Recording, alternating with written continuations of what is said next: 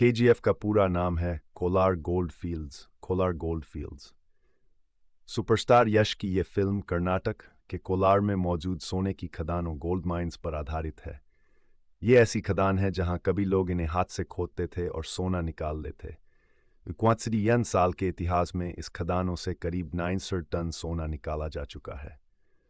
क्या है उस खदान की कहानी जिसे सुपरस्टार यश की फिल्म केजीएफ में दिखाया गया? यहाँ की खदान से सोना निकालने की शुरुआत कैसे हुई और आज इसके हालात क्या हैं? जानिए इन सवालों के जवाब। क्या है केजीएफ की फुल फॉर्म और पढ़िए इस खदान की असली कहानी जहां से निकाला गया 900 टन सोना। हाल में फिल्म केजीएफ का दूसरा पार्ट रिलीज हुआ जो बॉक्स ऑफिस पर रिकॉर्ड तोड़ कलेक्शन कर रहा है। केजीएफ के पहले पार्ट से ही दर्शकों को इसके सीक्वल का बेसब्री से इंतजार था। हाल में इसका sequel KGF chapter 2 KGF 2 release हुआ।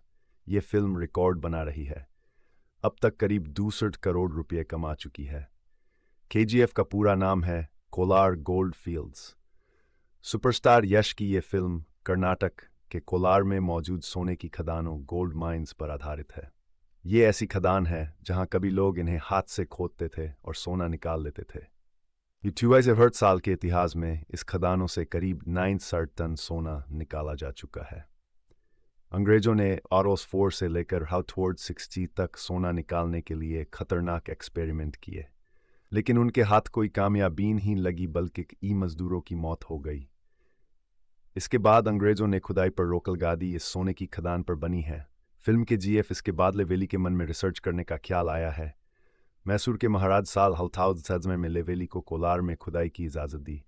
फिर सद से खुदाई शुरू की गई। रोशनी के लिए यहाँ पर बिजली का इंतजाम किया गया। कोलार भारत का पहला शहर है जहाँ पर सबसे पहले बिजली पहुंची थी। लेवेली की कोशिशों के बाद 1902 में केजीएफ में 95% सोना निकाले जाने लगा। साल 1988 तक इस खान में 30,000 मजदूर खुदाई करने लगे थे।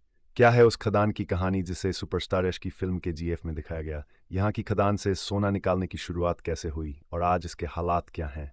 जानिए इन सवालों के जवाब।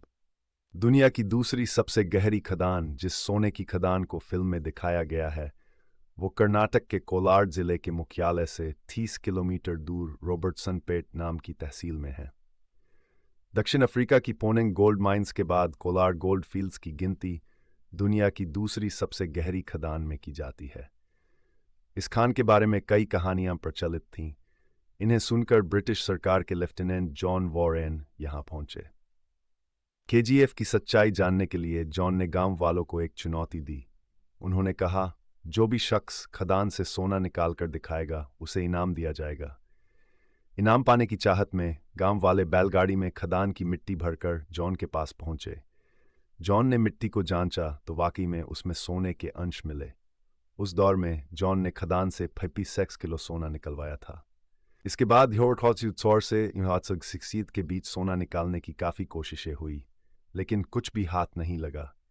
इस दौरान कई लोगों की मौत होने के कारण खदान में खुदाई बंद करा दी गई। में इस खदान पर रिसर्च शुरू हुई। दरअसल रिटायर्ड ब्रिटिश सैनिक माइकल फिट्जगेराल्ड लेवेली ने इन 4 एशियाटिक जर्नल में प्रकाशित एक रिपोर्ट पढ़ी जिसमें कोलार की इसी सोने की खदान का जिक्र था। लेवेली काफ़ी उत्साहित हुए और भारत आए।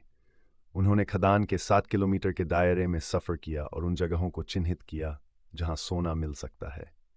नतीजा, वो सोने के भंडार वाली जगहों को खोजने में सफल रहे। मैसूर के महाराज ने जारी किया था खनन का लाइसेंस। पहली सफलता के बाद जॉन ने 73 में मैसूर के महाराज से खनन करने के लिए लाइसेंस जारी करने की अनुमति मांगी। महाराजा ने 2 फरवरी 75 को लाइसेंस जारी किया। जॉन ने इसके लिए निवेशक ढूंढे और खनन का काम British company John Taylor and sons को सौंपा। इस तरह केजीएफ से सोना निकलने का काम शुरू हो गया। कभी देश का 95% सोना यहाँ से निकलता था। आज है खंडहर मीडिया रिपोर्ट के मुताबिक उस दौर में भारत में जितना भी सोना निकलता था उसका 95% इसी केजीएफ से आता था। इस तरह भारत सोना पैदा करने के मामले में छठे पायदान पर पहुंच गया था। 1930 में कोलार गोल्ड फील्ड में सोने का भंडार घटने लगा।